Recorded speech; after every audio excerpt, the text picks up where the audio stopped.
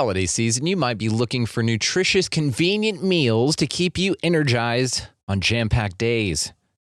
Factor, America's #1 ready-to-eat meal delivery service, can help you fuel up for brekkie, lunch, or dinner with chef-prepared, dietitian-approved, ready-to-eat meals delivered straight to your door. They just drop them at your door, people. You'll save time and eat well. You'll stay on track with your healthy lifestyle while taking all of your holiday to-dos in stride with good meals in the tum-tum. If you're too busy with all this stuff, these meals are easy to get done. They taste great. All you've got to do is head over to factormeals.com/expandingreality50 and use code expandingreality50 to get 50% off.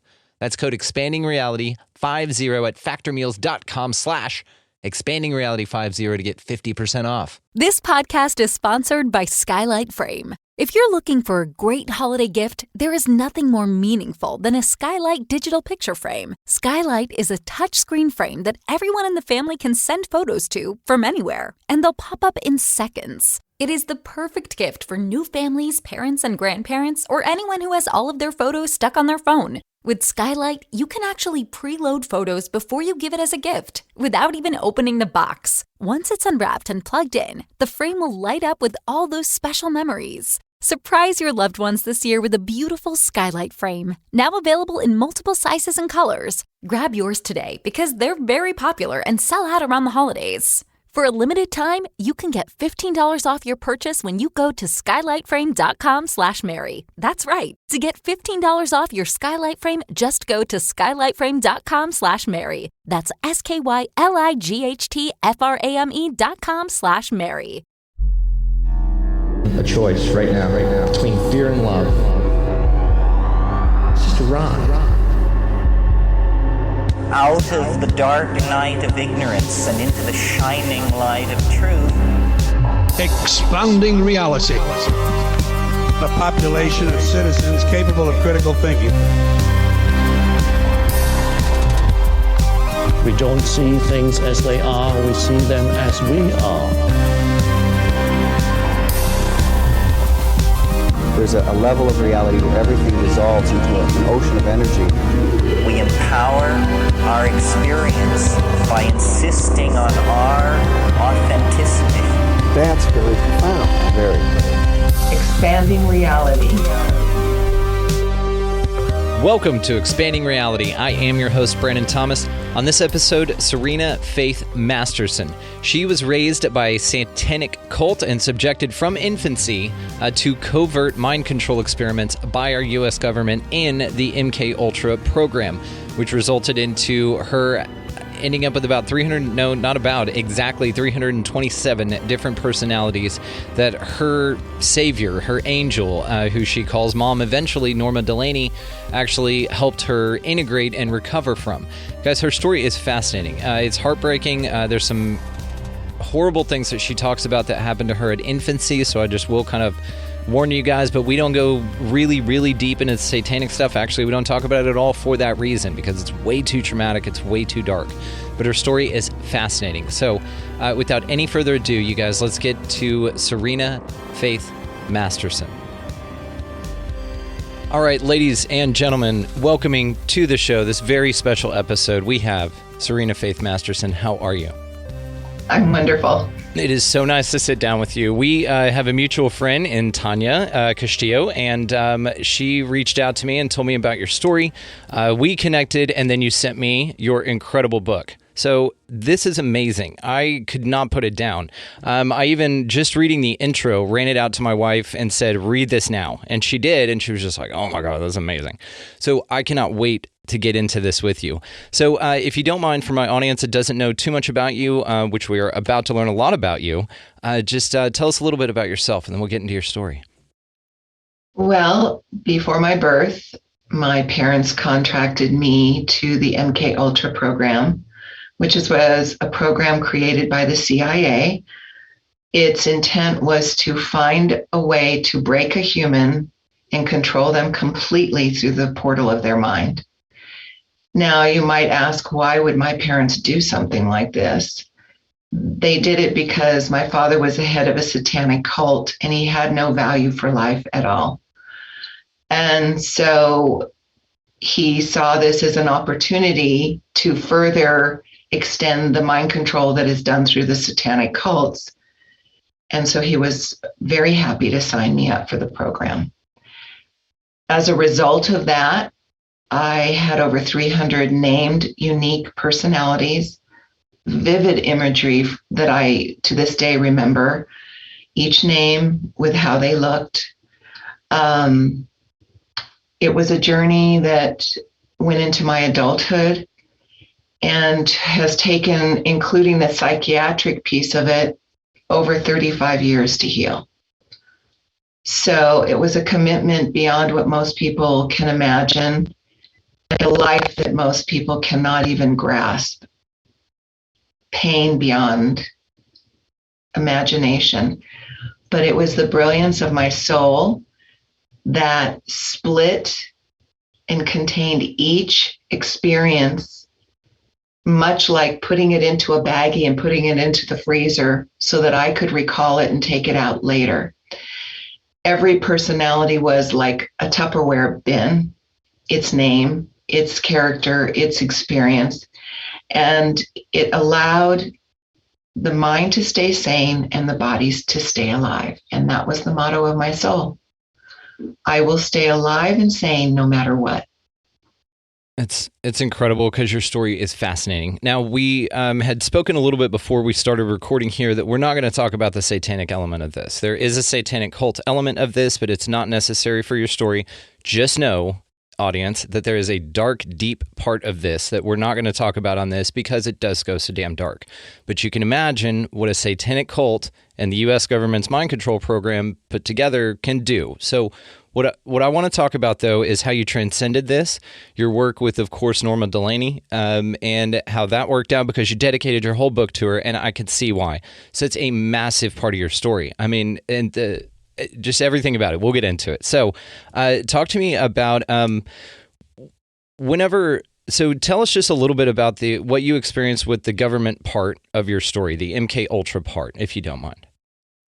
Okay, so I can share with you that it was a combination of cult training and government training. The two were meshed so completely that there was no separation. So it started when I was 3 days old when they brought me home from the hospital. And my father laid me out in the grass that very first night after I was brought home, and I had nothing on.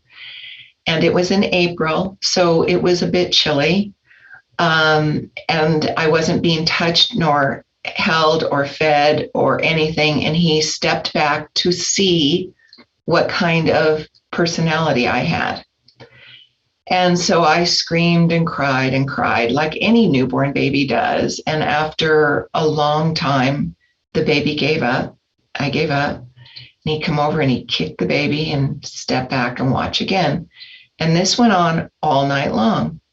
So that was in the beginnings of my training. It went on 24 hours a day, 7 days a week. I wasn't fed. I wasn't held. I wasn't clothed. I was left in my crib by myself for hours and hours on end. When they would give me a baby bottle, they would let me take 2 or 3 gulps and then they would pull the bottle away. And what they were training me to do was to resist every experience in life. When I discovered that, Brandon, it made so much sense because I'd had issues with food, I had issues with sleep, I had issues with every single thing. Nothing was left to chance. Eating, sleeping, going to the bathroom, playing, running, nothing, crawling. I mean, when I discovered that they trained me at 2 and 3 months not to move, when I moved my arms or my little legs, they would slap them. It was amazing to me to realize the extent of the training I went through. Now, those memories that I just shared with you about moving my arms and legs, I didn't have those until I was 23 years in. Because the brilliance that led this healing process revealed things in a manner that allowed me to grasp very slowly what happened to me. Because dissociation is not something to the degree that I lived that people can grasp. Everyone knows what it's like to drive down the freeway and you're just thinking about other things, and all of a sudden, oh my God, I'm here at my exit, That's dissociation. The level of dissociation I lived with was so profound that I didn't know that my hand belonged to me. I'm not exaggerating. I didn't know that this body, when I looked in the mirror, was mine. I know that sounds outrageous, but it's true. The beauty of it was I was so dissociated that the impact of the brutality that I experienced was the volume of it, the intensity of it was turned down probably 50%. Saved my life, saved my sanity. Does that make sense? It does, and just it sickens me to hear, because this is right up top in your book. It's right up top how you were treated as a baby like that, and this is the easy to tell version, guys. I mean, this is the horrific stuff. We're shielding you from a lot here. Serena's only going to tell you a little bit about that, and that's it. It's the way that babies are treated like that. It just sickens me to my core. And hearing your story, and while I was reading it, same thing. I just got nauseous hearing what they subjected this poor little child to. But the results of it, how you came out of it, is why this is so fantastic. But the journey along the way, let's get to that. So let's talk about Norma Delaney, if you don't mind. So your first day of meeting her, which was the first day you met Garrett as well, but Norma is quoted as somebody that's loved you one breath at a time. And the patience on this woman and her husband. I mean, the compassion and the patience from her. You say Garrett always honored her with this commitment she made to me. Patience, he didn't let me know, but there were many times, for instance, I've shared this with people. She would be sitting at her desk talking to me for the umpteenth time in one day, and she'd be explaining the same thing that she'd already explained probably 20, 30 times, and I'm not exaggerating, because there were over 300 personalities, and she'd hang up the phone and Garrett would go, "Oh my God, Norma, how can you tell the same thing over and over?"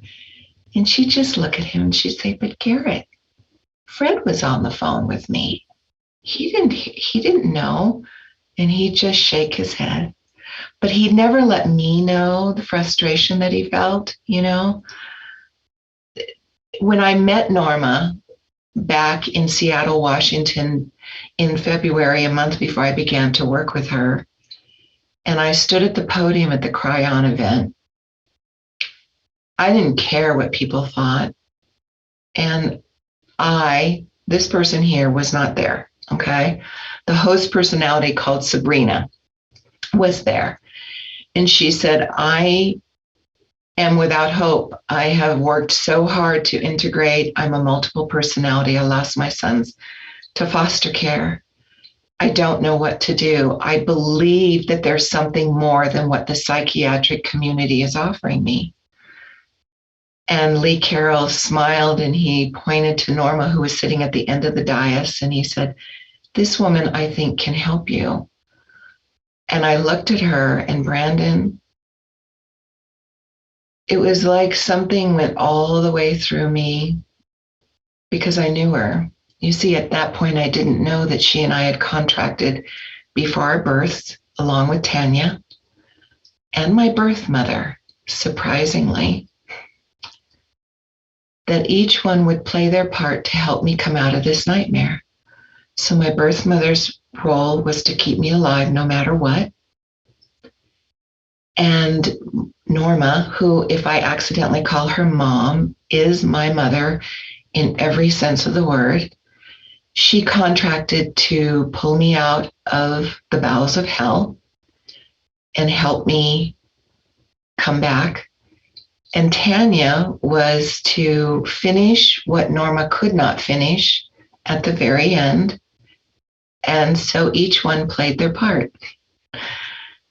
It's unbelievable.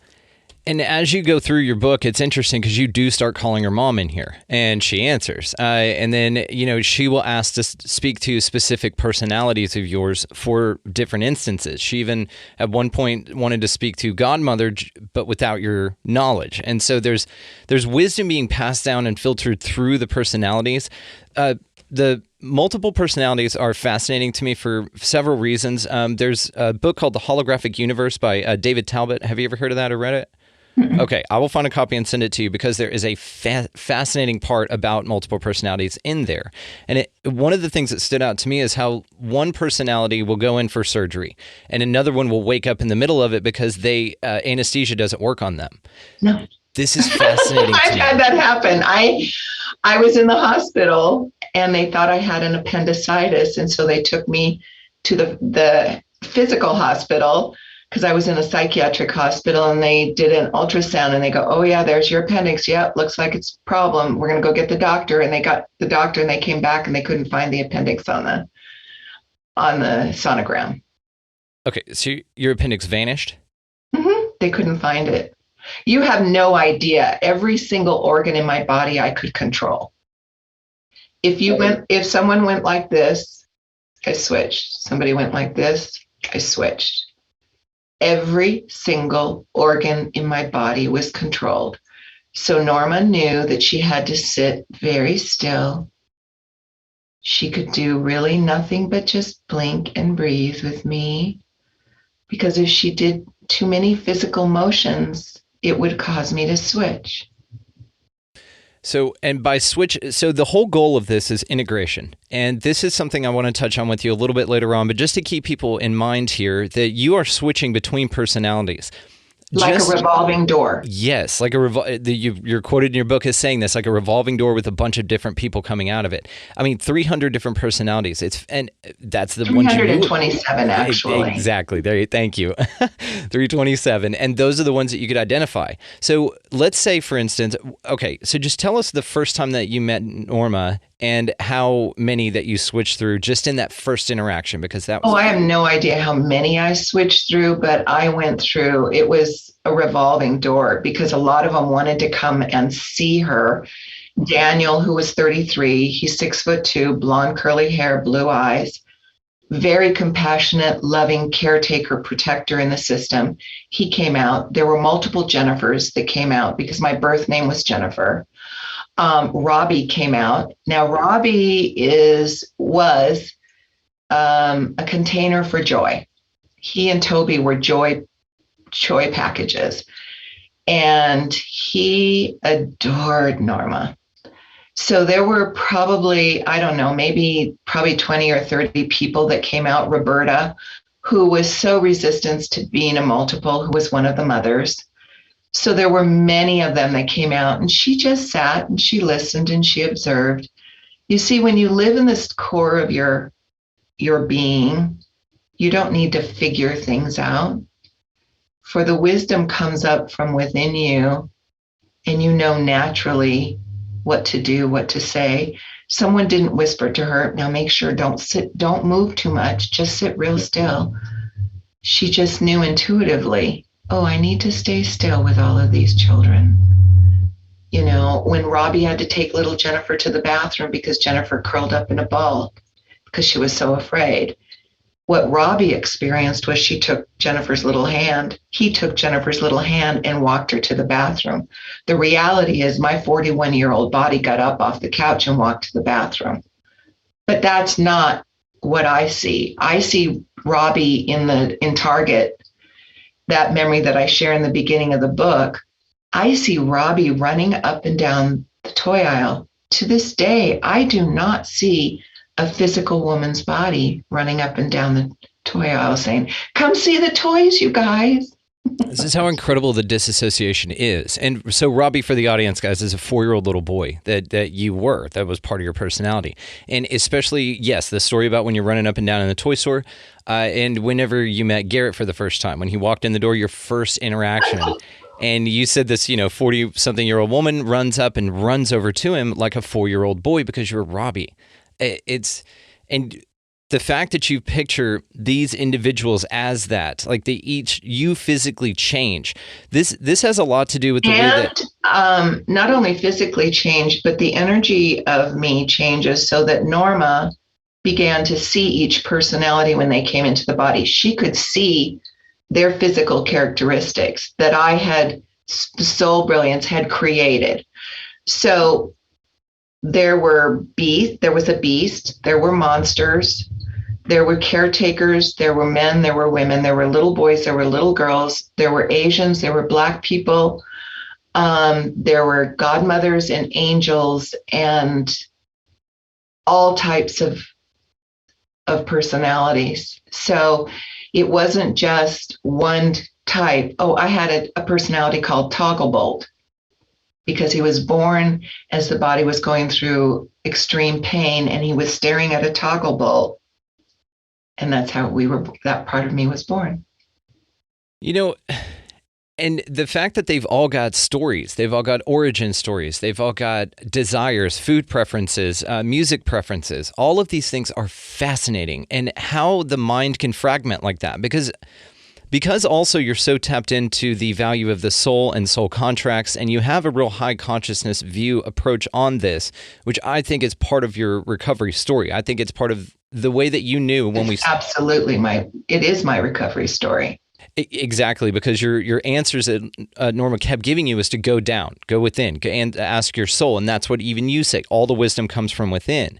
But whenever you look at the way that these personalities interacted together and how they were fragmented like that, do you think it's at all possible that you were channeling different entities because your body was just basically a physical vessel that was broken so badly? No, not demons, not entities. No, the light energy that was around me, this Brotherhood of Light, Yeshua, Kuan Yin, all of them that were around me were very, very protective, and they fed the soul. You see, on the other side, they're not separate. They're not separate physical energy beings. They're all connected together. These beings all were a part of this contract of what I was choosing to do, to awaken from the game of fear in all of its entirety, for me to live every single experience that I had lived in every other lifetime for thousands and thousands of years in one lifetime. So no, these were all created from my soul. They were created from pieces of experience, and then those personalities grew into either small pieces where they were a blink in time. They held one memory, which was so bad. Some memories, there were 20 personalities born in one memory because it was so bad. Others, like Robbie, Daniel, Charlotte, Roberta, they had full extended lives that they, like Charlotte was a flirt. Veronica was a sexual being. Toby was a little boy. He was 3 years old. So they were very much full-fledged human beings all on their own. Robbie didn't get that he lived in a woman's body. When he met Garrett that first time, he said, I pee standing up too, right to Garrett. And Garrett's so kind. He goes, oh, okay. Because, they didn't no one knew they lived all in one body. That was outrageous. It is. But again, this is what's so fascinating about multiples but not only that, but not everybody gets the kind of help that you got, because when Norma specifically, because you'd been through multiple doctors and they all just wanted to pill you up, said, yep, it's multiple, and you kept looking, and that's how you found Norma. But the interesting part is, after your first conversation with her that just sticks out in my mind in the book, is whenever she answers you back by channeling, who was it, Kuan Yin? Yeah.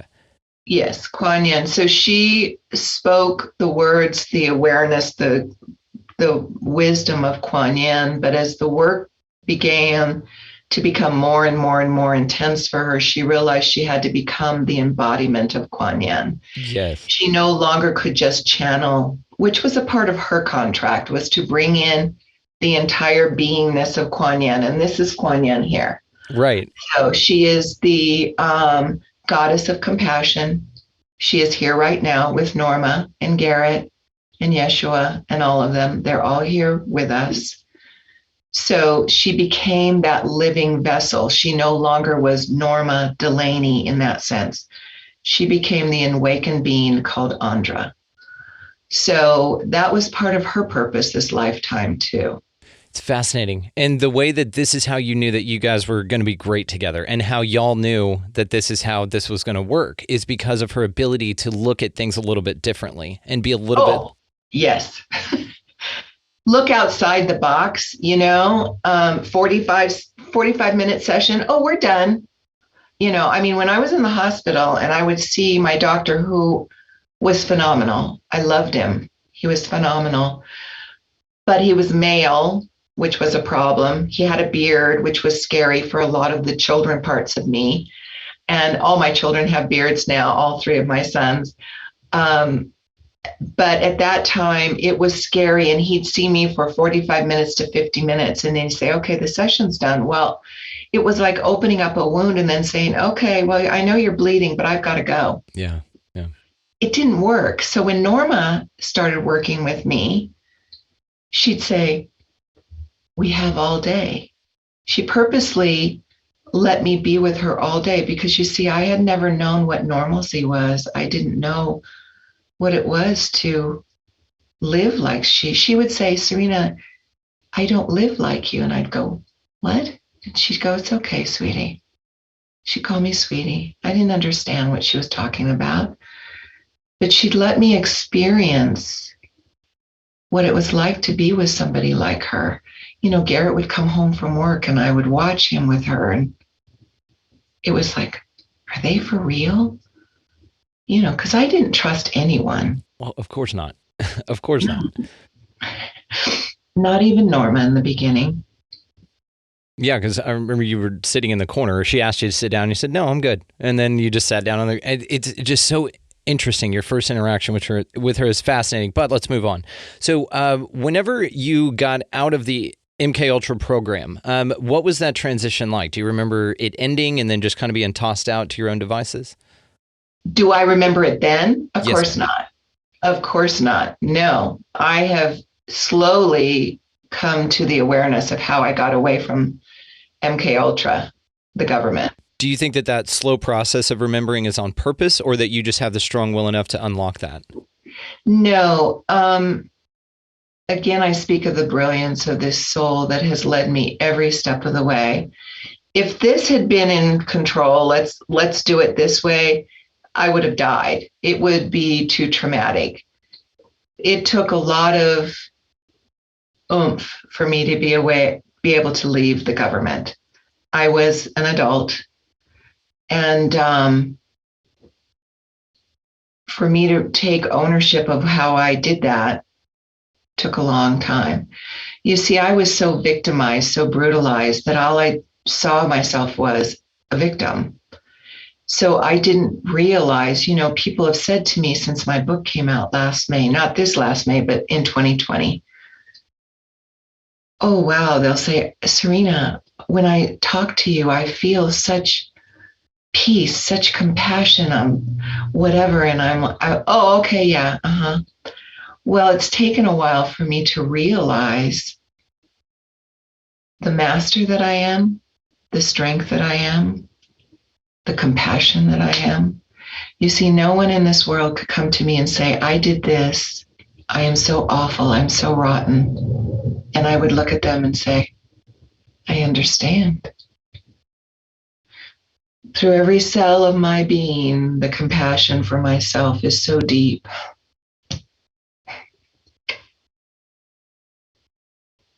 The journey that it has taken to look at everything that I've done in this lifetime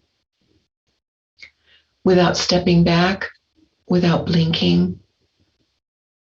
And many times I've had to say to my soul, I cannot do this without you. You must fill me with this compassion, please. I feel such anger, such judgment towards myself. And every time my soul would fill me with the compassion, and Norma would say, drop below the judgment, Serena, breathe with me. breathe with me, Serena. And as I breathed, sometimes it would take a half hour of me focusing on my hand, moving up and down on my belly, for me to come out of the chaos, the swirling of my mind was so intense, so nightmarish. You see, when I was working at the bank, when I started working then, I was still a full-blown multiple. And so I'd have Robbie over here, tell him this, say this, hey, and in the book I share, that man that comes in and he's got the huge eyebrows that are maybe an inch, and how the little child comes up and goes, wow, you got the coolest eyebrows I've ever seen. Yeah. And, going, oh my God. And the man laughing and laughing, and me knowing full well some little person has come out to share. Yeah. Like an accidental burp or something. Like you. Yeah. So balancing that, and then more and more and more and more coming into my own as one person, and then having my book come out, and the world. I mean, here I live in this small town, and people would come into the bank and they would put their arms around me and sob and say, oh my God, Serena, your book, it's touched me so deeply. Well, it has, and it has me as well, so I can completely understand. So, of course, guys, this is a point where I tell you that all the ways, of course, to find her website, and her book will be linked in the show notes. Check this damn thing out. I know I recommend a lot of books for you guys, but damn, I mean, your story is just so fascinating and so interesting. And I've never heard of a story written this way from the perspective of multiples, because like I said, you will switch throughout, and your dialogue switches throughout. The way that the characters speak, or the personalities rather speak, apologies. And you can tell a little bit through the book. I could tell when you started writing a sentence, or I would read what you were quoting yourself as before you got to the whoever said Robbie. I knew it was Robbie. You can start to pick up on these personalities as you write about them. It's a brilliantly written book. I mean, you did a wonderful job on this. So not only is the story fascinating, but you conveyed it in a fascinating way, because it's a lot of dialogue. It's a lot of back and forth between you and Norma, and you, well, all of you. It's in storybook fashion, which was not a plan from here. So in 2007, I started feeling this, I need to write my story. Well, I didn't know that was coming from my soul, these gentle nudges, because you see, I was barfing the memories. These parts of me were telling the memories, but there was no connection of, oh, this is my life. This happened to me. I swear to you, I had no idea this was my life. So in 2007, my twins bought me a computer, and I would sit down at the keyboard and I would close my eyes and I would start typing. No idea what I was typing. Then I would stop and I would read it. And then I would read it to Norma and I'd say, is this true? Is this really true? And she'd go, yes, Serena. So and so and so and so and so and so shared me what happened. Because many times multiple personalities, multiple aspects, because I call them aspects by the end of the book, because they were all aspects of me. So they all would share their piece of the memory. And it was so helpful to me because I started to get that this was my life. So my soul didn't tell me that we were writing the book for me, because then it would have not meant anything. I wouldn't have cared, because you see, I didn't have any self-love.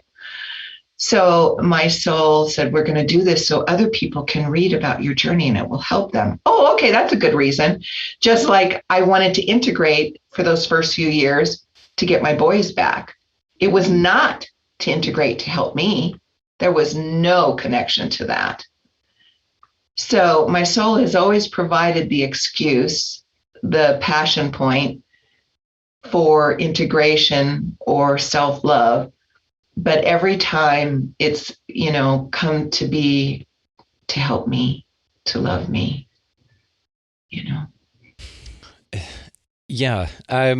So tell me about your weekend with the boys, that chapter 4, that first weekend. Watching my sons, Oh, there I were had so many of those weekends. But your quote in this one specifically was something that just really, really resonated with me on this. And it says, weekend with the boys, so watching my sons, I had failed them so much.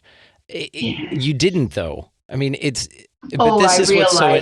now. I know. But it broke my heart to read that, because the journey that you'd already been on by that point, I mean, and we're talking chapter 4 here, the journey you'd already been on to that point, but then just saying, that you'd felt responsible for failing them. Just take us through that, please. So there were multiple mothers, which you discover later in the books. But the main mothers knew that they were not emotionally available. They knew something was missing. They knew that my 3 boys were very upset, traumatized by my multiplicity, and there was nothing that I could do to fix it. So those mothers always felt like they were in lack, they were guilty, they didn't do enough.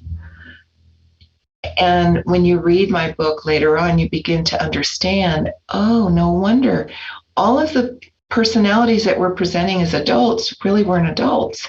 They were all 3 years old. Now, that's hard for a normal person like yourself to grasp. But if a person is being brutalized every single day in and day out, there is no energy coming into the body. And I wanted to put this when I talked about the baby, because this was a very key element of learning for me that most people don't know. When a baby is born and they cry and they inhale, they bring into the body the soul energy. They bring the soul energy into the body with every breath that they take. The soul is not in the body with the baby when the baby is being formed, because that would cause a battle between 2 energies. It would be too difficult on the mother carrying the baby. So the baby is created, it's got the aliveness, but the soul energy waits until the baby is born. And so through the breath, the baby comes in, through being touched and cooed at and fed. And all of those things, the baby feels and breathes and says yes to life, normal, natural.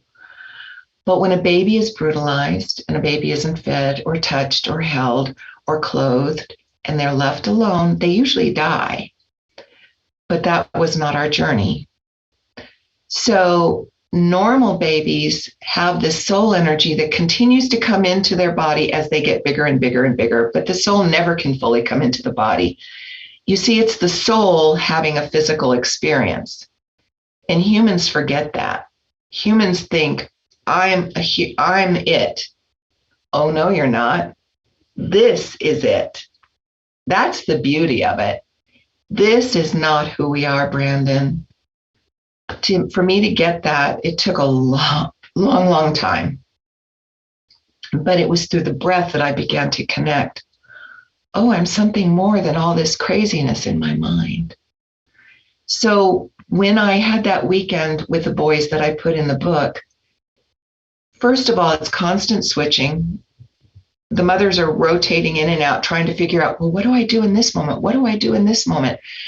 And the boys knew, you know what, mom's not there for us. So let's push at her and see if she can't create safe boundaries for us. Now, all kids do that. They, believe it or not, children like being told no. Yeah. They may not tell you that, but they like it. Perfect example, my mom, Norma, bought me a wand for parts of me, and they loved to put the wand in their mouth. And Norma would pull it out of the mouth and say, no, you cannot put the wand in your mouth, because it had glitter all over it. And she said, if you put it in your mouth again, I'm going to take it away. Sure enough, the little girl put the wand in her mouth, and Norma took it away and never gave it back to her. But instead of, it made her angry, but there was also this, oh, I'm safe. I'm safe. Somebody's taking care of me. Now, see, my boys didn't have that. My boys didn't know that they were safe. So they kept pushing at me. And see, it took years for me to understand that. So I was juggling, trying to take care of them. And so we went to the movies, we went out to dinner, which was crazy. It was always like Bedlam. That's why I said Bedlam herself came to the restaurant, because it was always like utter chaos. So no, I didn't speak to my son, Tim, about his schoolwork. I completely forgot. And so the mind, which was trained to say, you never do it good enough, always was saying, you don't do it good enough. So that's why in that story, it was like, I don't do good enough. It was my editor who said, do you realize you were there for them? You love them? And I would say, yeah, but she'd say, but you love them. You were a good mother. I mean, with the circumstances. Today, I know that. Yeah, of course. It just hit me. I mean, because that's a mom, and you had 8 mothers later on that we find out that were interacting with your children, with you, with Norma, with everybody. And it's just interesting how these bifurcations of personalities all played their role at different times, but they knew, well, they popped up when they felt needed. And then, sometimes inappropriate eyebrows, for instance, but it's still not really harmful in that way. So whenever, just walk us through, if you don't mind, a few of these switches that happened. I'm curious about, like, if you were eating a food that one of the personalities didn't like and then you switched in the middle of it, or if you were watching a movie that one of the personalities didn't like and switched in the middle of it and then you had to change it. Like, have you ever completed a full movie, or do you have to keep, that's so fun for you to ask. I lived in this little house for 7 years without contact with anyone but Norma. So I watched a lot of movies, a lot of TV. And in the last year, I've been watching movies that I know that I had watched, but I had no memory of them at all. Or I experienced them totally different than I did then. Or, for instance, in the book, because I was starved, each child was so uniquely themselves. So when Norma was feeding Robbie a peanut butter and jelly sandwich, and then Priscilla came, and she wanted a peanut butter and jelly sandwich just like Robbie, And then the next child came, and Norma knew, okay, I got to stop feeding all these kids the half of a sandwich. Because there wasn't connection to the belly, there wasn't connection to being full. I mean, I'm not exaggerating. When I first started working with Norma, she had to lay down some groundwork. She said, first of all, I want you to start eating breakfast. And I go, yes. Well, no, I don't like to eat until 2 or 3 in the afternoon. She goes, well, that's not acceptable. Your body needs something in the morning. And I'm like, okay. And I would do what she said. The amazing thing is I was always honest with her. I always told on myself. And I followed what she said. She goes, I want you to start taking baths every day. I want you to start to touch your body and feel yourself in the water. I want you to breathe, because you're breathing backwards. When you go to sleep at night, try to do this, because I hadn't slept my entire life. I was always on guard. I literally had aspects of me always watching. That's been one of the hardest things to integrate and heal. Layers of that. So, she would teach me these things, but, eating was so difficult. I mean, she said that children would pick up the fork upside down and the food would fall off and they wouldn't understand why. The trauma around food was so extreme, Brandon. So extreme. I mean, and then it makes you think of then, whenever you looked in a mirror, was it you that you saw, or was it different people every time? No, it wasn't. There was no me. Right. I mean, the you that we see before us. Yeah, but no, people saw them. They all saw themselves. So did your outfits change to reflect that?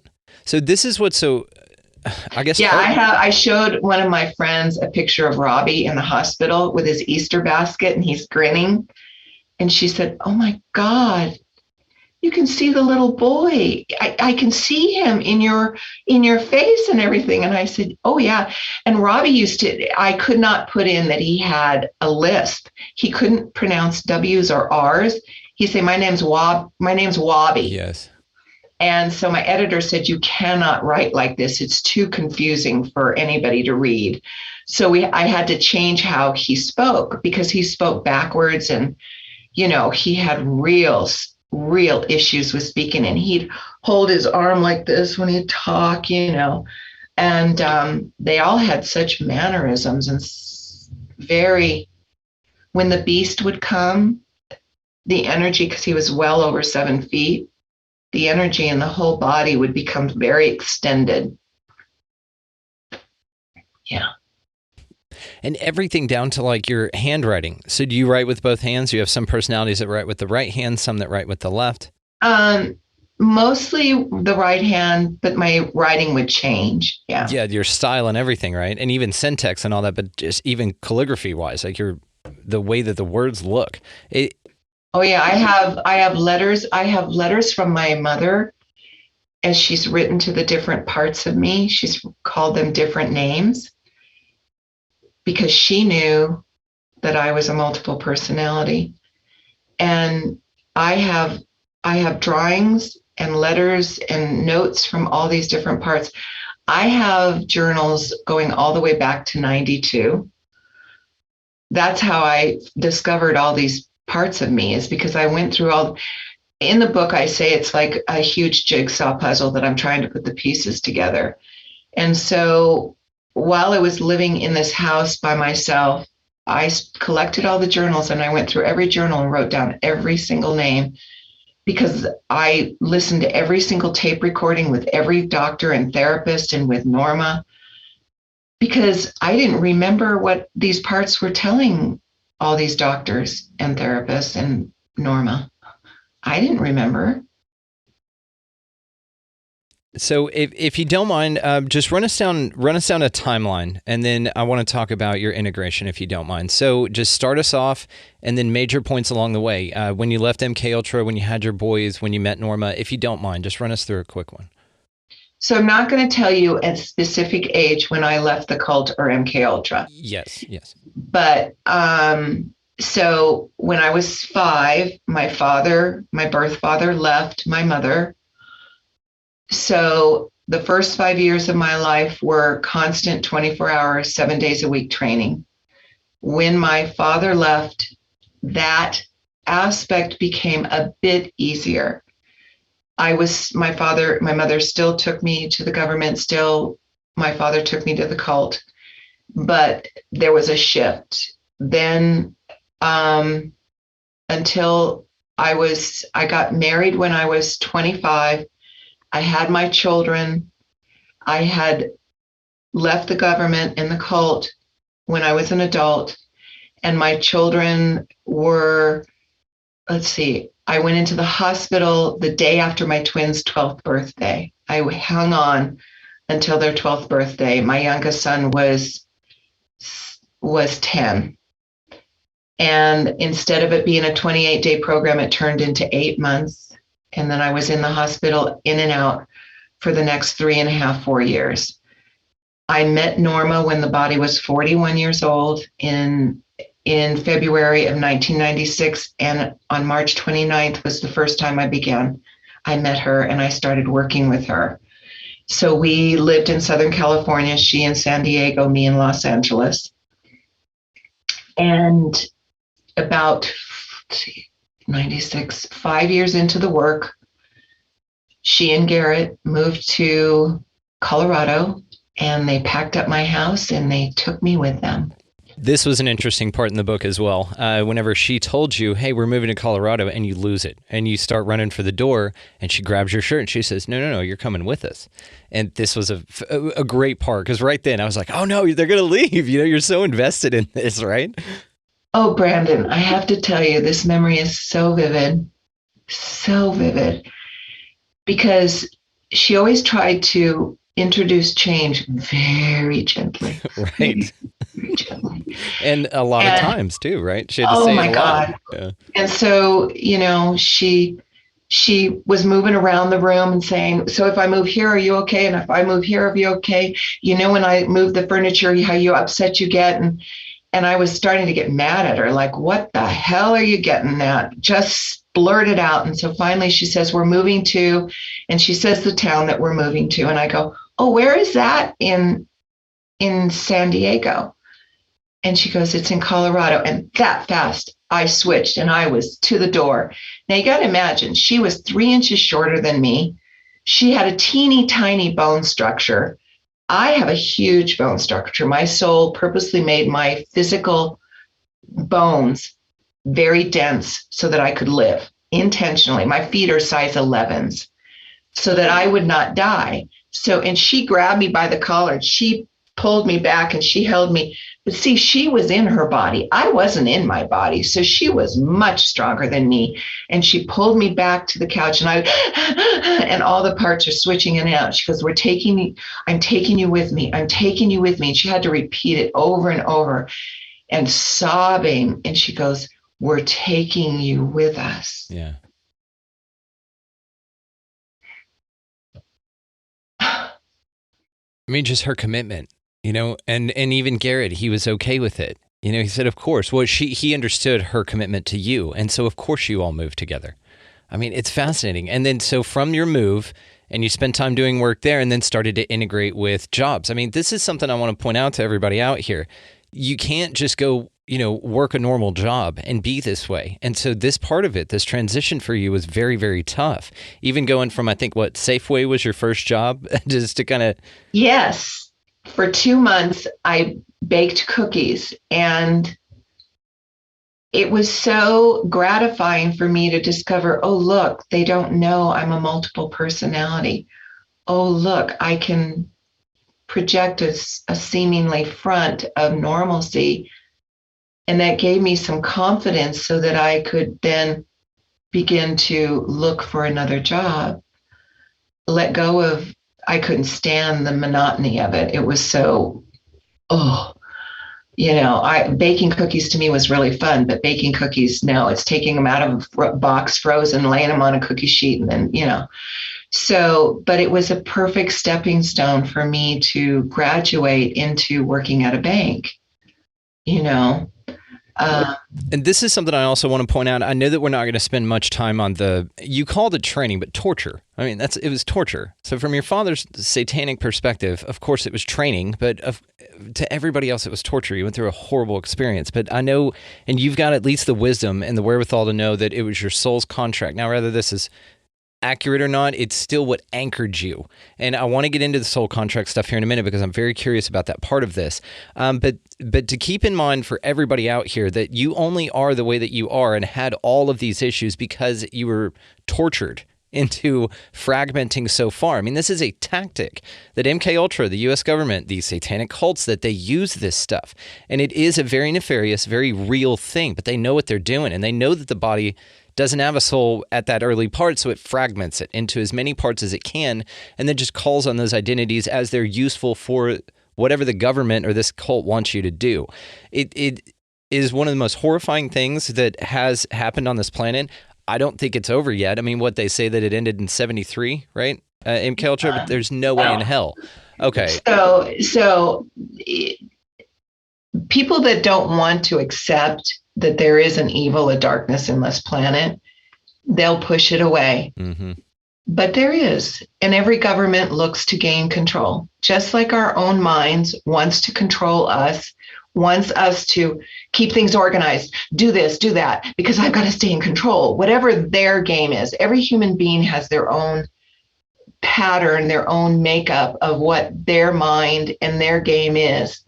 But we all have this mass consciousness of, I'm not good enough. I could have done better. I should do it. I need to hurry. What if, whatever. And so that mind mass consciousness is throughout the planet. And so governments seek to control human beings. The coronavirus is a perfect example. It is a global intent to control mankind. You see, I know I'm immune. I have known so clearly I will never have the coronavirus. I will not be a carrier. It is not something I am concerned with. But see, every human being can have that level of consciousness. But it's a choice to awaken from sleep. This is sleep. I was a living robot. Everyone is to some extent. I do not say that to insult anyone.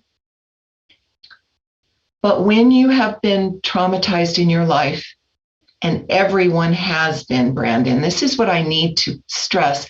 Everyone has wounded parts. Everyone has aspects waiting. Everyone has a 3-year-old part of them that happened, that was hurt, that when they choose to pay attention to the overall picture of their life, they can bring that wounded part of them home. The distinction is, mine were all named and all had their own lives, but we all have these aspects. So this darkness, this MK Ultra, was just one program. No, I do not believe it's over. Of course not. Of course not. No. Okay, and this is a question I had for you. So I want to know, because it is trauma-based, the fractures in personalities, especially that you occurred because your trauma was so intense. I refuse to call it training anymore. Your trauma and torture was so intense. Do you think at some level we are all multiples, and that we all have little Tupperware pieces of people in there, and it's just in some way? Everybody's. This is the question I had. Okay. So when you say to yourself, God, I really want to do it, but there's a part of me that's really afraid. That's multiple. When a person is fully awakened, which Tanya Castillo is, which is what I am choosing to become, fully awakened, that means that the soul and the human are one. They are the divinity of themselves in physical form. Since the time I was 5 years old, I have known that I wanted to be all that I am in human form. Something that seemed very disconnected to me, but was just like I knew I was born to my mother and father on purpose. I chose them. Why? I had no clue, but I chose them. So this brokenness that the doctors will say, oh, this person's broken, psychologically wounded, whatever. We all have aspects. If we turn inward toward our soul, whatever you want to call it, this more of who we are, and you say, God, Jesus, Lord, soul, whatever, I want to heal. Lead me, show me. I don't know what to do. That's what I kept doing long before I met Norma, long before I met her. The first place I went was Alcoholics Anonymous when I was 19 years old. That was my first step into truth, into healing. So I always was asking, show me what to do. Something's wrong, something's amiss. But you see, people have to have that hunger, that thing within them that says, you know, I know that life is this way, but I feel like something's missing for me, or I feel an emptiness within me. Those are all callings from within. You're missing the more. You see, we as little people, we come into this world just filled with this boundless aliveness and joy.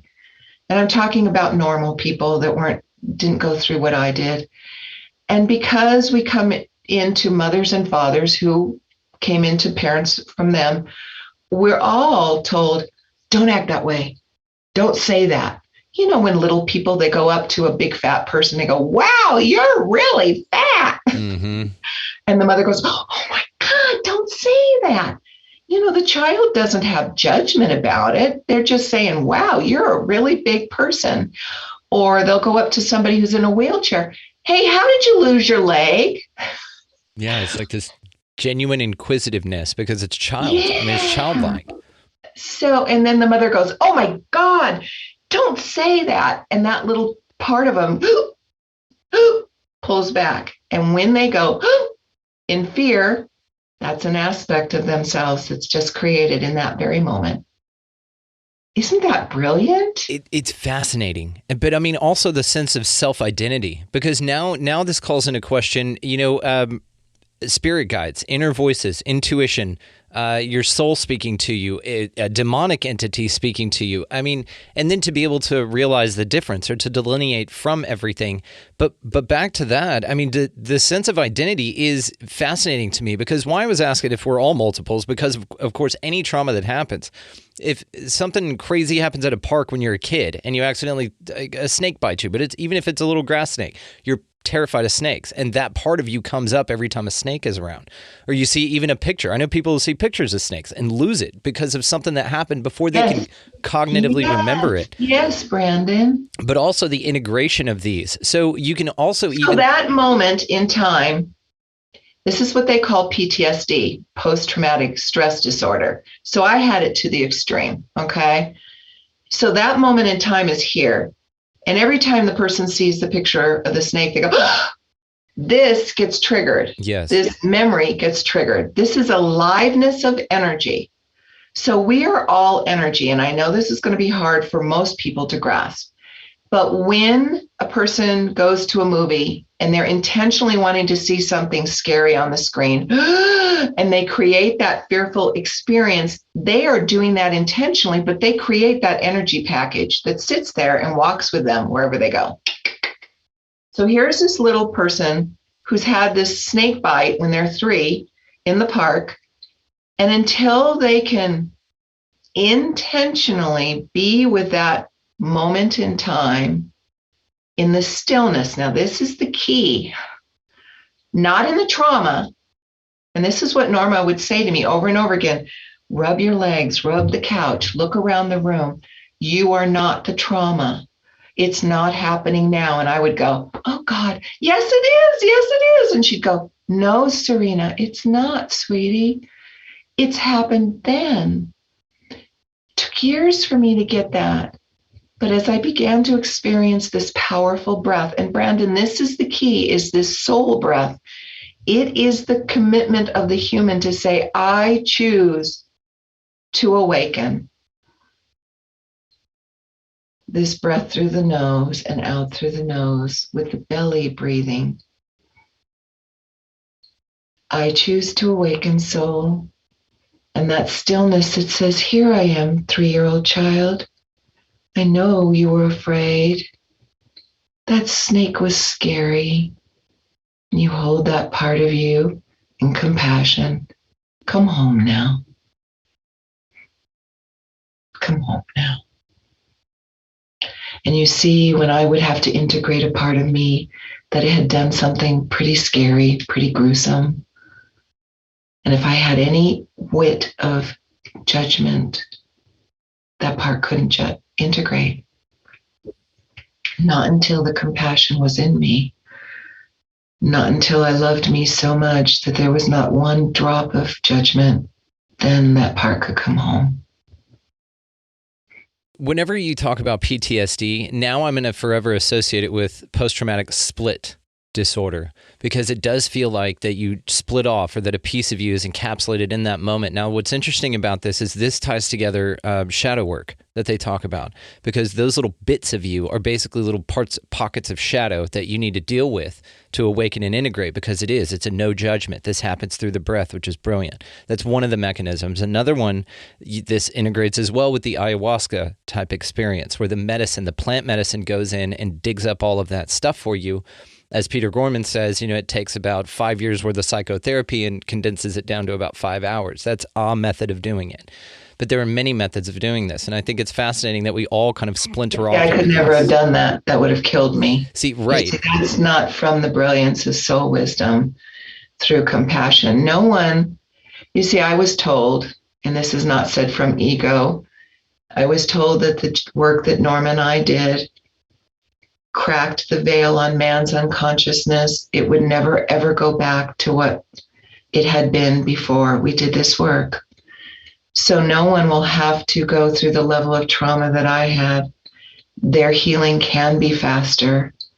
Now I can integrate multiple memories in a breath. I don't have to go through what I did years ago. So I believe that everyone is brought through their brilliance, their wisdom, to their mode of healing, like you're talking about this man. I couldn't have done that. It would have killed me. Yes. Because it was too abrupt. I know that each one of us is led for our unique, specific journey.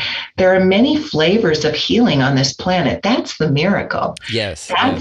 That's the gift. But I watched the movie Sybil many times, and at the end of the movie, you see her sitting in the park with her doctor, that woman became her mother in a way. And I was very aware that she was still almost empty. That yes, she had integrated, but to a point. Her body was still hollow. She was lacking of the joyousness, the aliveness that I have within me. That is the piece that is so crucial for healing. I believe psychotherapy can only take you so far. It's not to insult. I would have died without all the doctors and therapists that I had. Each one of them was an Eskimo leading me through the nightmare of my life until I met Norma. Each one helped me put pieces together. But if you don't have the soul ingredient, this essence of who you are, this aliveness as a part of your healing, you're always still out of balance. Does that make sense? It absolutely does. And the equivalent of you finding Norma is the equivalent of, or any other doctor that you went to before her, is the equivalent of somebody asking a harbor seal to work out the telemetry data on the moon landing. They just weren't a good fit. And it was so juxtaposed that there was no way you were going to get any results. And you tried that route. But when you finally found Norma, that was their missing piece. I mean, what's ironic, you needed one more personality to really assemble them all and to figure this out. So talk to us about integration. What is it like for you now? When is the last time that somebody else stepped in and took the wheel? Oh, quite a while, years. So probably 3 years ago, 4 years ago. There's always been flavors of aspect, not personalities anymore, okay? But I've had to continue to resolve and look at memory, because part of the beauty of my integration is my soul never said to Norma or I, okay, it's going to take about 25 years to do this. So buckle up your boots and hang on. No.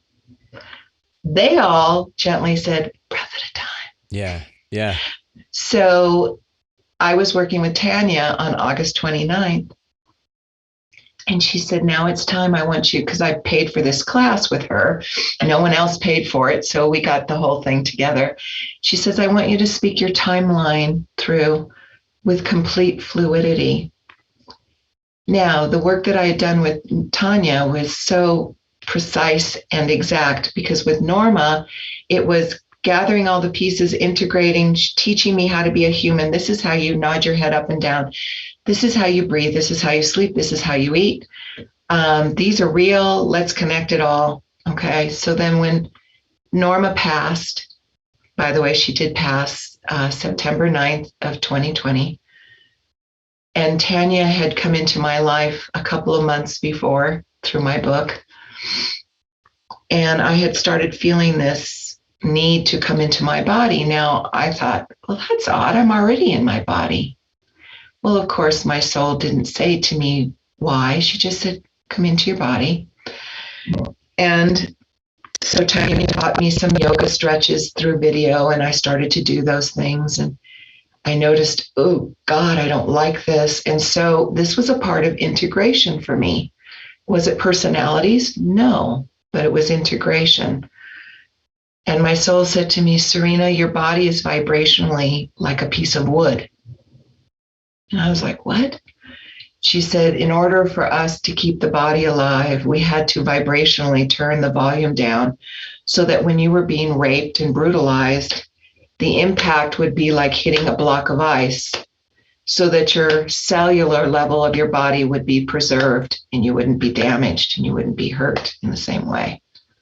And I was like, whoa. So now we're going to awaken your body up. So this last year has been about awakening my body, coming into the aliveness of me, which has been tremendous. Because if you look at interviews last year compared to the interviews now, the level of aliveness and command and awareness within me is profound. So integration is a process of breath, conscious awareness, and choice with the energy of compassion. It cannot be done through the choice of, I want to integrate this person. I want to integrate this in memory. I hate it. It's awful. Oops. You can't do it from that place. You've got to be in a place of acceptance and stillness with it. It's amazing. Yeah. I mean, did I want to hear that my body was like a piece of wood vibrationally? No. I have lost 50 pounds in this last year. Congratulations. I am stronger and more alive than I've ever been. I'm 66 years old. And I am so filled with gratitude that I'm alive. It's amazing. I'm sure Robbie would come in handy every now and then, though, whenever you're at the gym or something like that. You want that 4-year-old energy to get you through, right? Oh, he is here. He is, when you put cream into coffee and it becomes that blended sweet experience of a cup of coffee, that's what I am. Yes. I'm all of the parts in one. And this is where we're going to cut it, but I think it's so fantastic that you have taken, and that was a question that I'd had as well, is your personality. So you were all of these 327 different personalities, and now you're the one. I am Serena, thus the name of your book. Yes. Serena Faith Masterson, I cannot thank you enough. This has been incredible. I cannot wait. We will definitely keep up with your story. Your book, of course, will be linked down in the show notes. Guys, again, I know I recommend a lot of books. Get this damn book. It is fascinating. It is incredible. It's just an incredible story. And just like I said, the way it's written is fantastic as well. You did a wonderful job on it. And if they go to my website, I will sign the book and mail it to them if they're in the United States. If they're outside the United States, they can find on my website different countries that will sell them the books. Amazon's one of the biggest. Yes, absolutely. And I'll link absolutely your website and a direct Amazon link to your book as well. So definitely you signed my copy for me, and I'm truly grateful because it was very, very sweet. So thank you. Serena, I can't thank you enough. We will definitely keep up with your story. Brandon. Oh, thank you for your time. Are you kidding me? This has been an honor, a true honor.